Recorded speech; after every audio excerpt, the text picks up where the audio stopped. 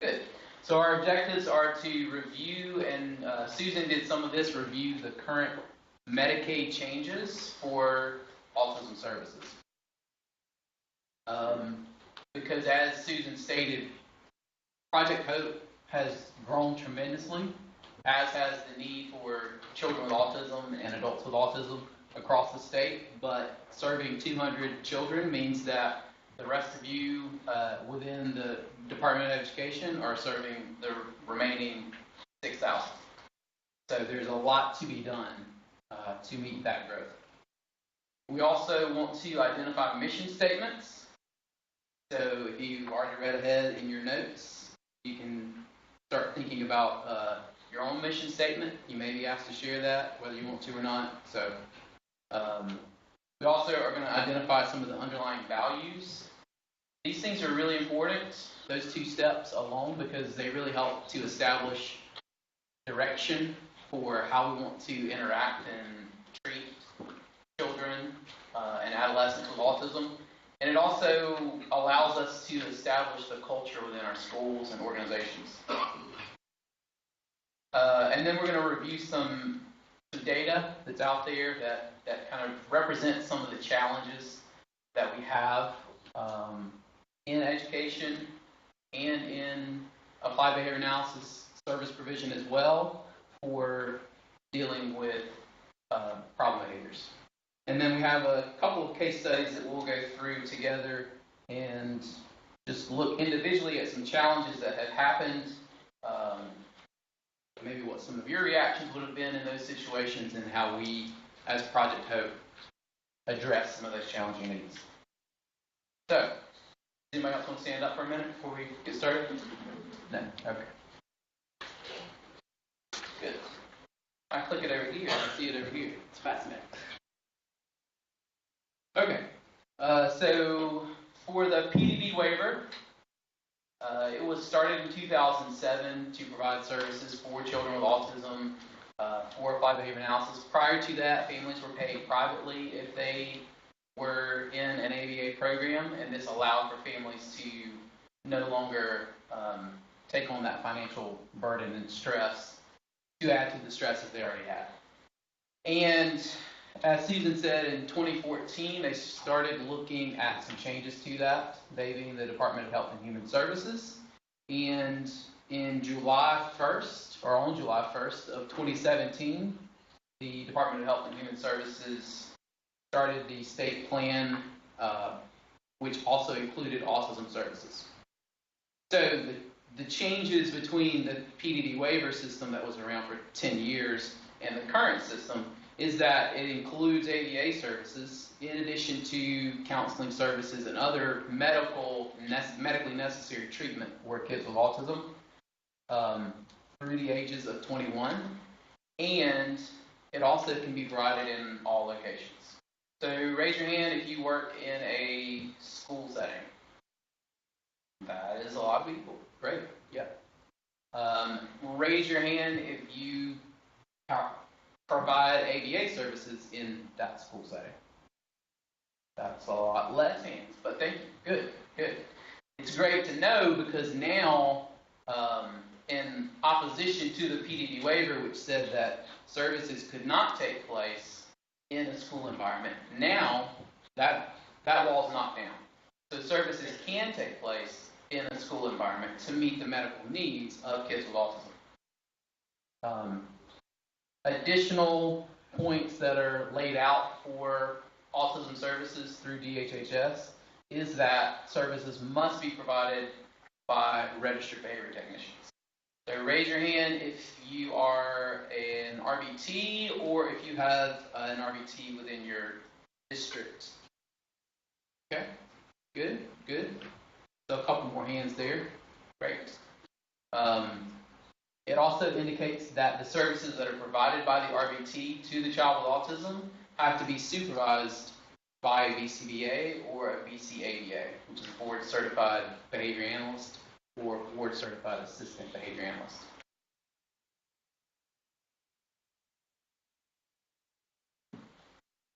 And just a general rule to keep in mind, because despite the struggles that are out there in terms of what the rate is for reimbursement for these services, my hope is that more schools will take this on as an opportunity to serve kids who historically they have struggled to serve.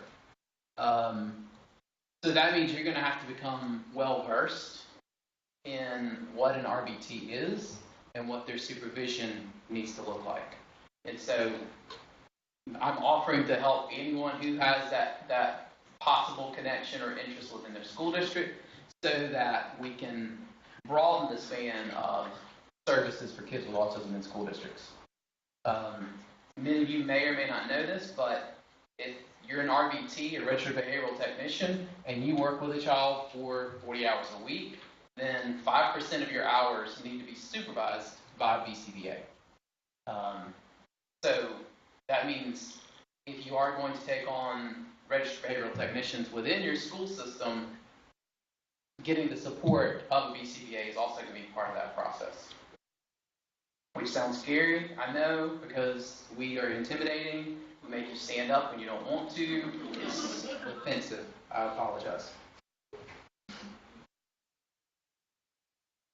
So, there will be time at the end for questions about Medicaid and any other questions you may have, but I would definitely, like I said, encourage you to meet with administrators within your school district to say this is an opportunity, because now you can provide additional services that are medically necessary and will also help a child benefit in an educational placement. Okay, so if you could take 2 minutes and write down the mission statement for you, for the children with special needs that you serve as an educator or administrator or medical doctor.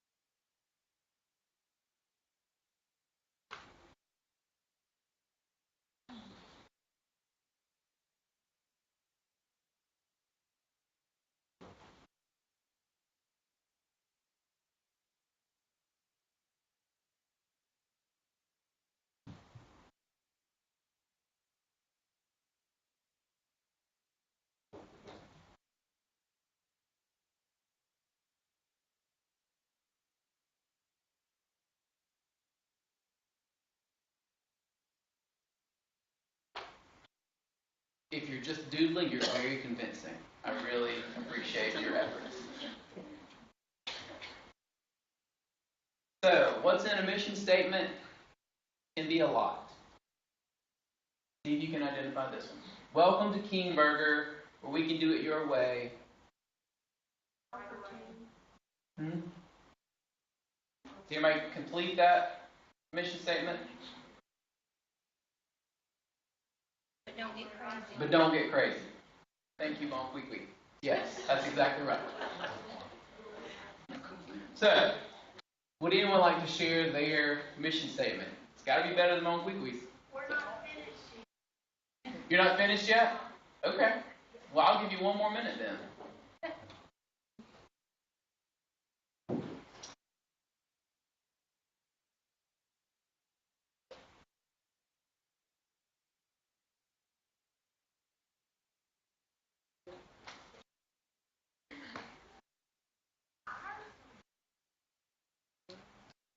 Do you mean our school mission statement or our personal mission?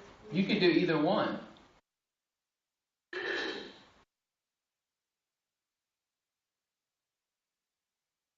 But if you read your school one and you're like, nah, then you might have some issues. Just a point.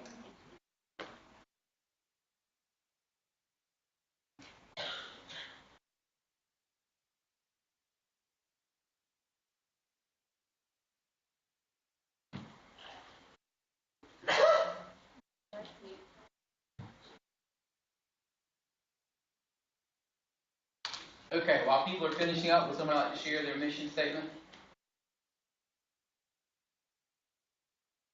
I'll read our school. Great. Okay, our school is to make recommendations and impact decisions made on behalf of students with disabilities to enhance the quality of educational services they receive and to improve their outcomes. Sounds good. Yes. Our school district's mission is to educate, empower, and enable all students to achieve personal excellence in a global society. Our personal special ed mission, though, is to provide the most inclusive environment possible for every student to grow, learn, and thrive. Wow. I like the delineation of the two, and I like a lot of the words. I mean, that's really powerful. As an employee, I would think, yeah, that's what we do. Excited to get up and go teach. Let's go. Come on over, we're hiring. I'm never on time and can't do a lesson plan. So that's the caveat. But if the offer's still on the table. Anyone else?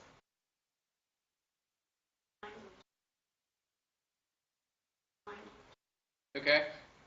Mission of language program is to provide access to education in multimodality most effective language in order to communicate wants, needs, thoughts, and information effectively, which will empower students. Wow, that's great. That's good. Anyone else before we move on? Okay. So this mission statement is one that I found, and it says, our mission is to promote student achievement and preparation for global competitiveness by fostering educational excellence and ensuring equal access. Any idea where that one came from? United States Department of Education. So, mission statements are important because they allow you the opportunity to measure what you're doing with what your vision is, what you're supposed to be doing. You know, it's that litmus test.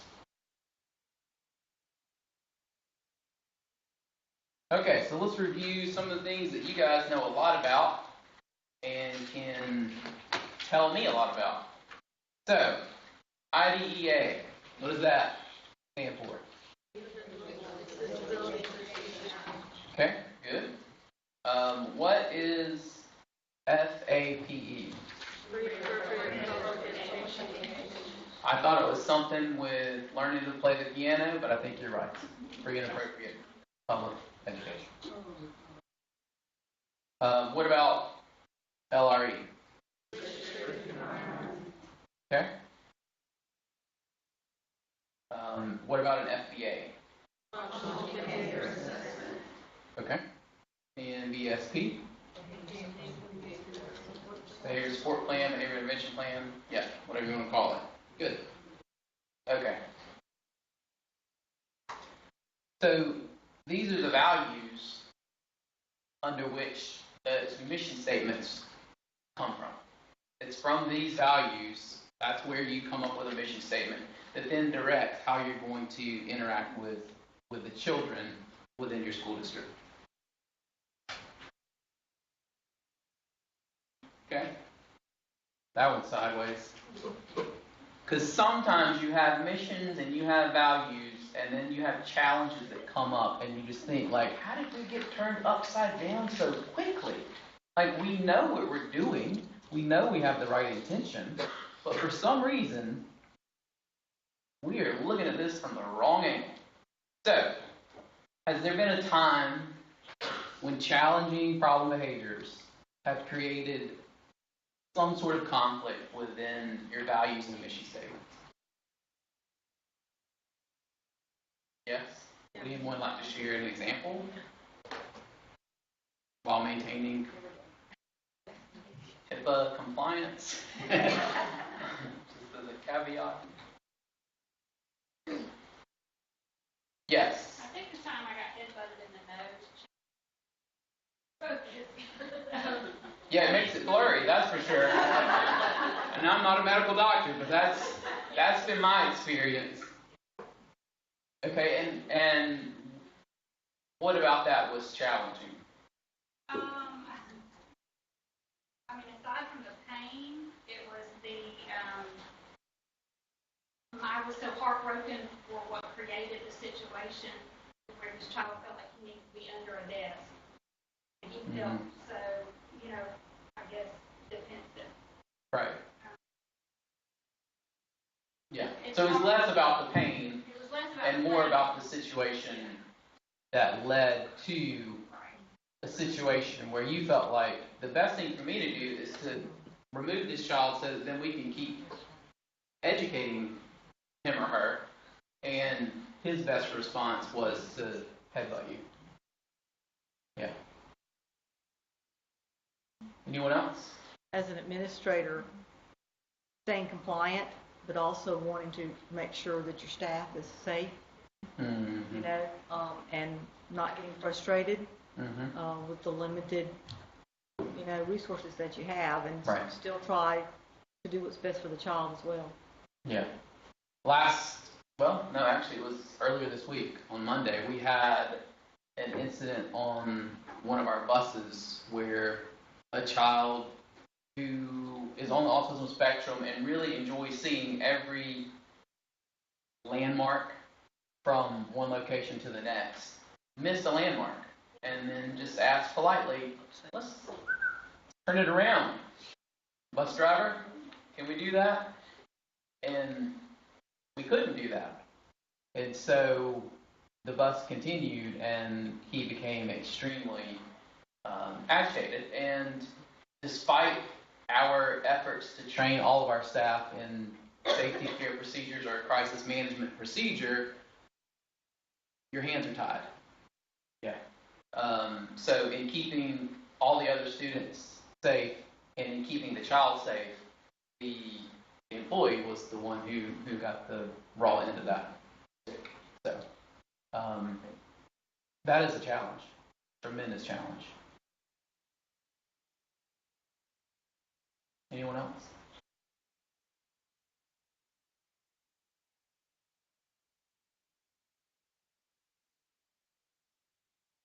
Okay.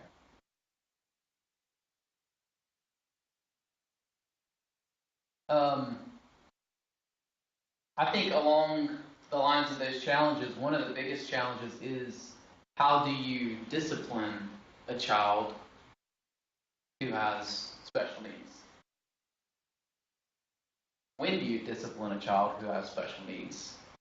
I think a lot of the myths and the questions are, what kind of example am I setting if I don't discipline in some way? And also, if I discipline the same way, am I going to get the same results? So those are lots of questions that come around the challenges of disciplining kids who have special needs. But as you can see from this, a child with special needs is twice as likely to be suspended for engaging in problem behavior.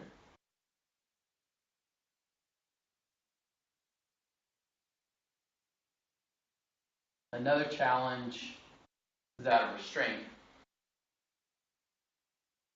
And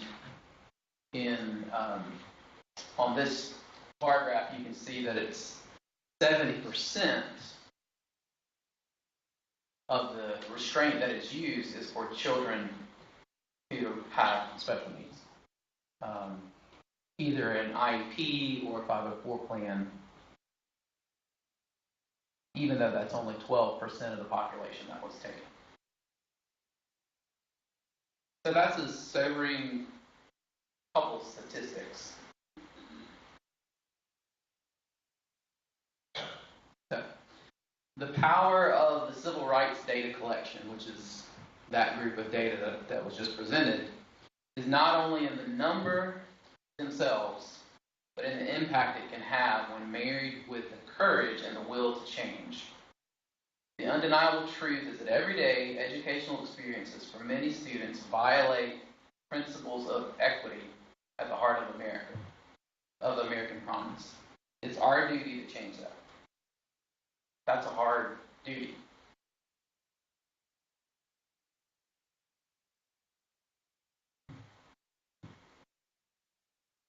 So, I have a couple of case studies that I wanted us to go through. Did everyone get a copy of the case studies? Yeah. And I want you to think back to, what does FAPD stand for? Okay. And also, what is LRE? Okay. We're going to read these from the lens of that value and the mission statement that we shared earlier, and think, what would be a strategy to use in this situation? Or what do I do as an administrator? What do I do as a teacher who has 12 other kids in my class, and I also have this child in my class as well? So, case study number 1. Sal is a 10-year-old boy who lives with his grandfather in a rural town in South Carolina. He had moved to the state last year when his grandfather received custody due to both parents being incarcerated. The child was diagnosed with autism and ADHD when he was 7 through a series of evaluations after struggling in schools with tantrums, verbal aggression, physical aggression, property destruction, and elopement. During the initial evaluation with the school district, no cognitive delays were identified, and the only academic challenges were in the areas of fine motor skills such as handwriting, coloring, etc. Within the first 2 weeks of the current school year, the child was suspended for physical and verbal aggression. He would frequently use racial and derogatory comments along with threats and false accusations of teachers and support staff. And after a series of observations with the school psychologist, the IEP team met and placed the child in a partial day classroom setting for 2 weeks. And then, when that was not successful and led to additional suspensions, placed him in a homebound model where he met with a teacher for 46 hours per week. So,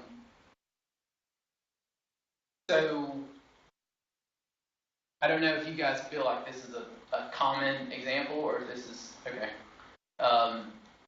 So in looking at this example and then going back to our values and mission, what initial thoughts might you have?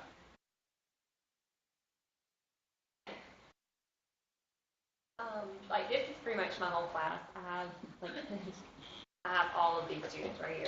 Come on up. She's teaching the rest. I'm sitting down. So I guess how I would approach this when he's being 10, apparently he's had a lot going on within the last year. Right. So the first thing I would do is see what this child likes to do.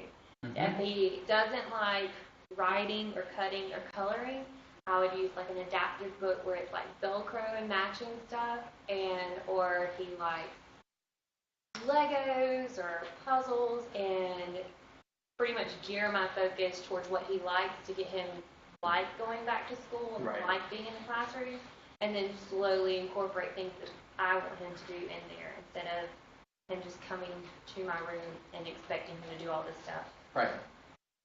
Brilliant. Perfect. So she indicated that make school enjoyable again. So he has life, which is not enjoyable. So the least we can do is make school enjoyable. And then we can begin our agenda of educating him after we get to that point. Yeah. Very good. Very good. Which is challenging because what if you try to make it fun and he still calls you an effing Nazi rapist? Just say, well, thank you. Just hypothetically speaking, that's not really what he called me or anyone else. Just hypothetically. Just say thank you. Okay. And move on. Yeah. Don't Ignore. Right. If your agenda is make it pleasant, then, and you don't want to inadvertently reinforce that behavior, Or if you don't want to send him home, which may be what he's seeking in terms of the security of, I haven't had a consistent person in my life for the past 10 years. Now granddad's the only one I can do that with. Yeah. Good. Yeah, you just ignore that and you stick to the plan, which is make the classroom fun. Make me fun. And then after that happens, then you can sneak in your demands. Good. Perfect. He's going to middle school next year, so he made a good turnaround. We'll see how it goes, knock on wood, because I think it's a bit of a fast transition, but we're there to help when we need to. Case study number 2. This one's a little bit longer, but I'll read it. Sam is a 12-year-old girl who has had a challenging history. She experienced extreme emotional and physical abuse as a child from a family member. As a result, she experienced numerous evaluations during the process of her being removed from her family's custody and being placed in the foster care system. While in the foster care system, she also experienced abuse and neglect, which mostly was from well-intentioned, although ill-prepared families. Sam was then removed and placed into a residential placement for 2 years. The residential placement exposed Sam to a variety of adults with severe emotional disorders. While in this program, Sam engaged in a variety of problem behaviors, including self-injurious behaviors such as pulling out her own teeth, taking her private areas until bleeding, sodomizing with objects, verbal and physical aggression towards others, tantrum behaviors, property destruction, hoarding objects, disrobing, defecating away from the toilet, and smearing feces. Sam was rescued by a lovely family who adopted 2 young ladies from the residential treatment and was placed in her local school at the age of 11 and was quickly referred to services through public school placement for students with special needs, specifically for emotional and behavioral challenges. Sam's school day was originally the full day with a one-on-one aide. The school replaced the aide position 5 times in 2 months in response to turnover. I can't imagine why. That surprises me.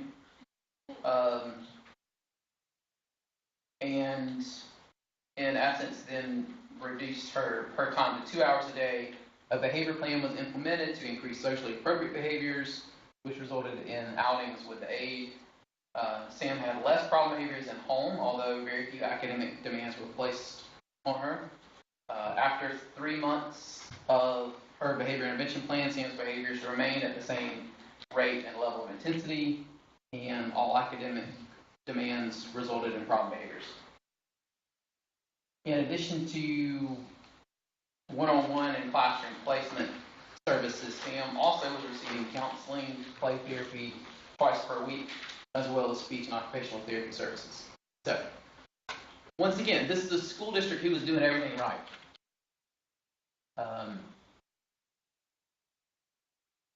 But the director of the school district felt like this is not quite enough.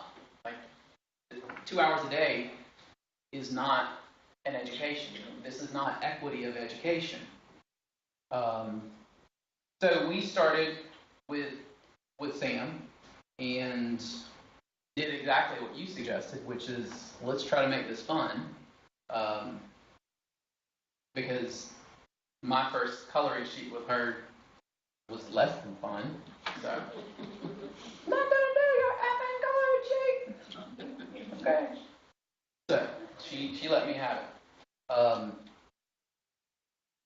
So here is an example of her aggression when we started on the left, and then throughout our treatment of let's make it fun, let's let her see what she's missing out on in the classroom.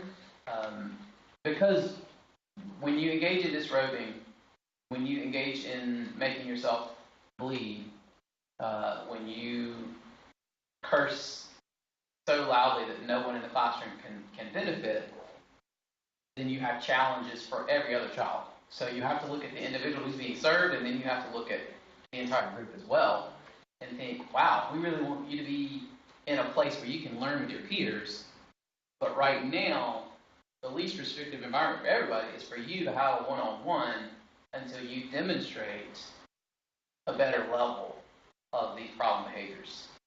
So we started one-on-one treatment with her, and it was very fun, and we faded in some demands from here and there and increased those over time.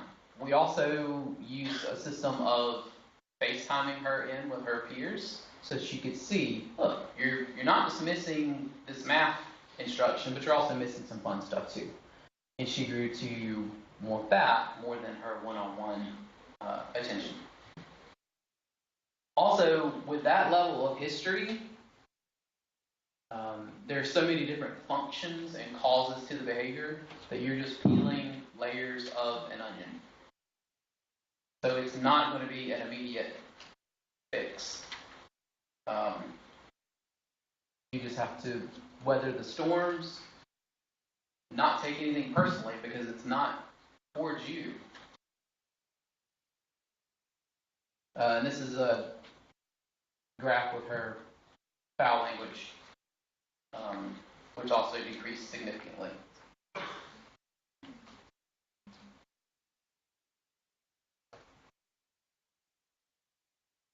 There was no restraint involved for her foul language. There was no punishment procedures that were used for that. This is just a process of, if you get attention for calling me a F and B 100 times a day, then I'm just going to remove that reinforcement, which means you're going to call me that, and I'm going to turn around and snicker because that's pretty doggone funny sometimes.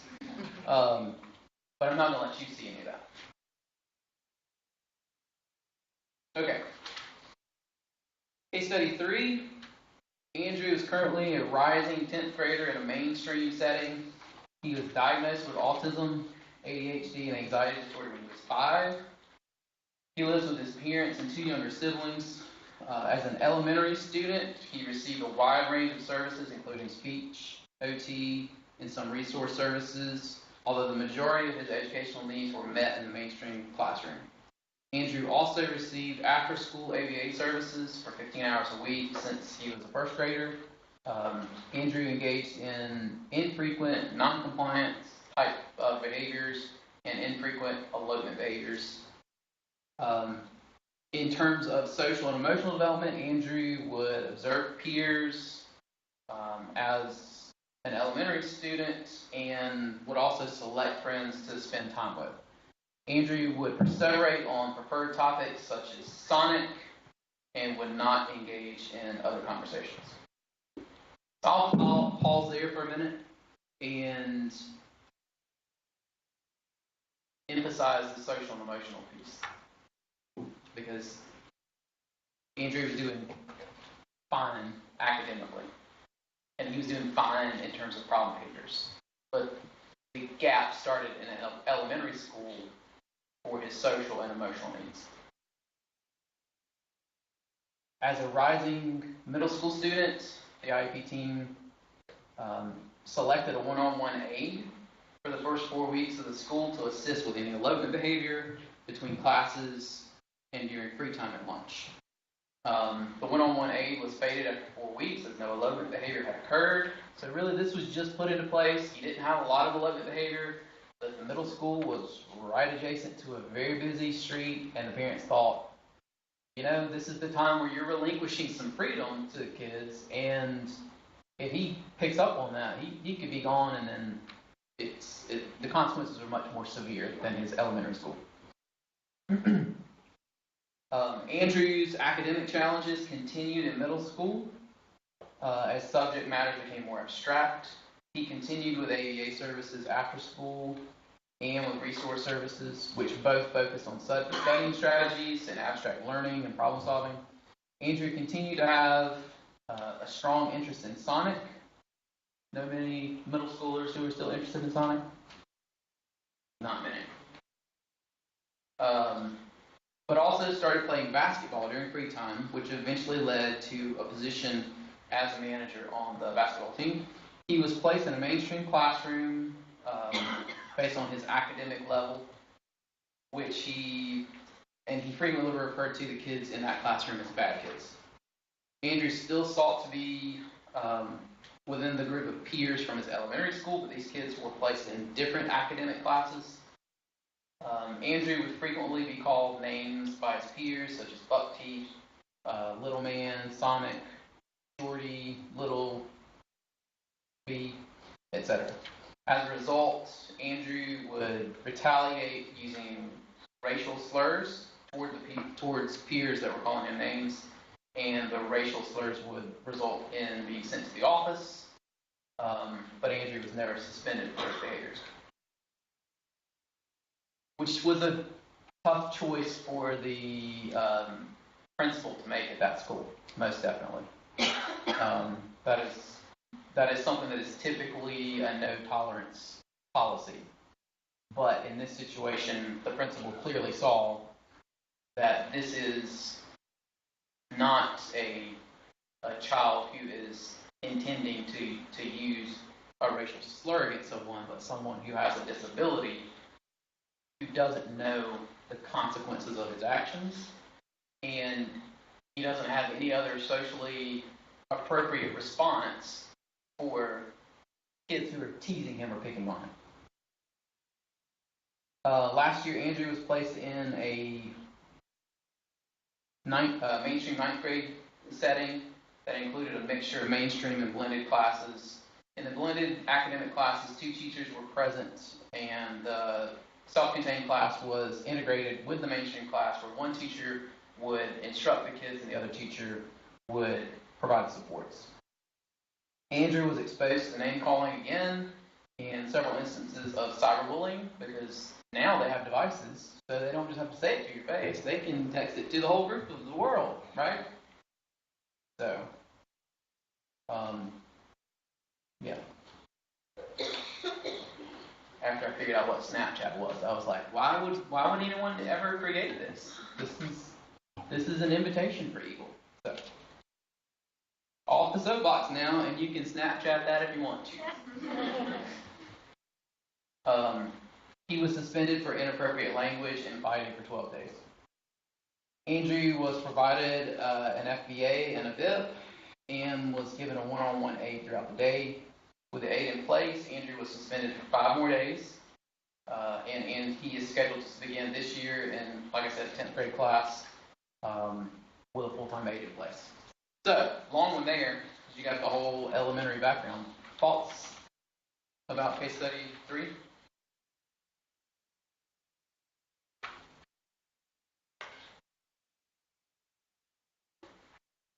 Did none of the teachers pick up that the other kids were bullying him? They did, but he crossed the line. Right. So they set like a social story in place for him and how to deal with that? No social story in place. Social skills instruction? No social skills instruction, and it was mainly because he was offered to go meet with an autism consultant and the counselor of the school, and would resist. He would show up, he just would not participate. Is there somebody at the school that he trusted? Meaning another student or a teacher? A teacher? There was one teacher, yes. I'll try having that teacher talk to you about socially appropriate. Yes.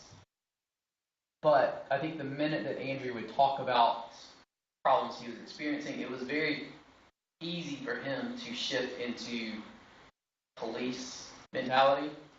Like, this was the offense. Like, this person said this to me, and justice is not being served, so I shall be the judge and executioner. Which led to fighting when he saw, this doesn't work.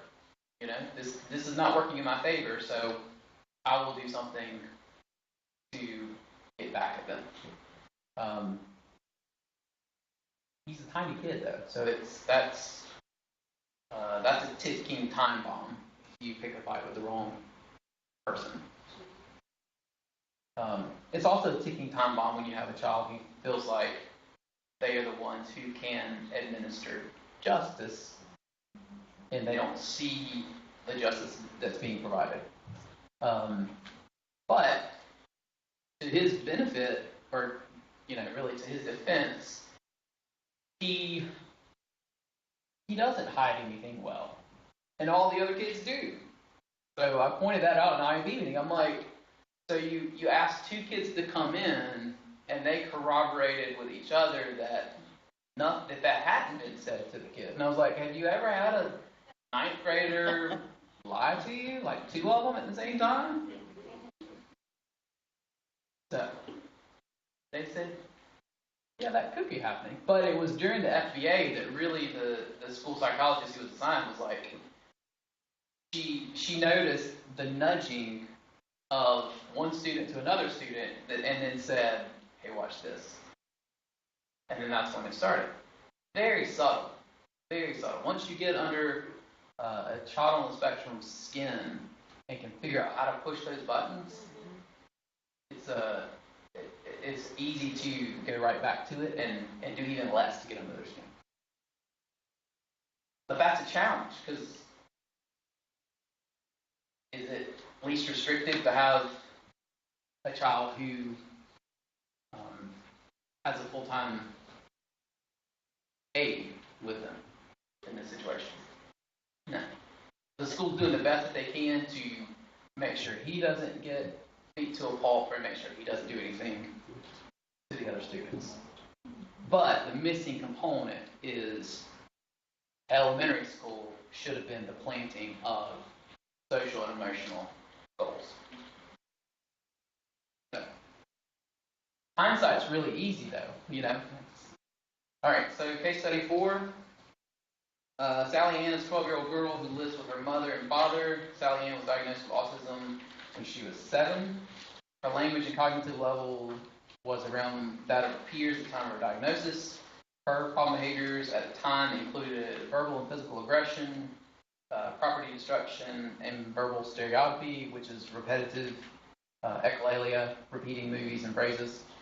During her elementary school years, these behaviors were fairly low and inconsistent. However, when she became a middle school student, they intensified and increased in frequency, and although she was capable academically, she would frequently display these behaviors during explosive episodes at school, and at one point her parents were called to pick her up, and during another time the resource officer was called in and threatened to put her in handcuffs. So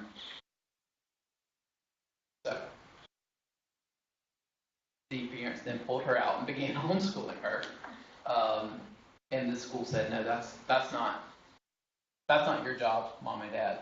We need to find a better solution in this situation.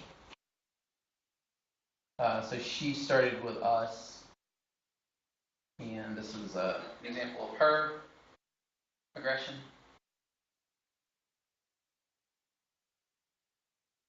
Through just identifying what the function is.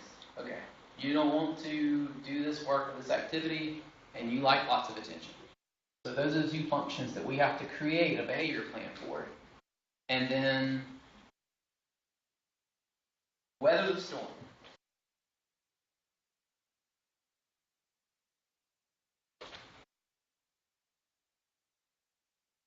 And then she also had some self-injurious behaviors through headbanging, which were low starting out, but then when she didn't get attention for the aggression, then it switched to something else, right? Well, if you're not going to pay attention to me hitting you, then how about this, right? So the topography changed, meaning the behavior itself changed, but the function didn't.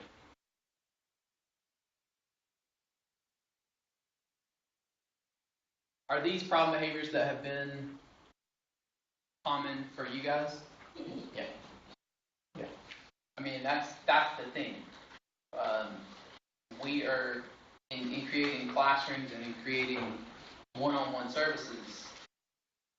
We're seeing the exact same thing, and using the exact same tactics to get the results. We just have a team of 20 plus BCBAs to help, because when something doesn't work within the first 30 or 45 days, you want to throw in the towel a lot of times. And it's hard to get an entire school, an entire team of people to also buy into the fact that you're going to ignore her when she calls me that. That doesn't make sense to a lot of the staff members who walk by and hear you get called a name. You can't call Mr. Mark that, young lady! Right? So, that's when we just have to say, no, we got that one on extinction. We're not going to respond to that one. But the more of that social variable you control, then the more change you'll see in those behaviors over time.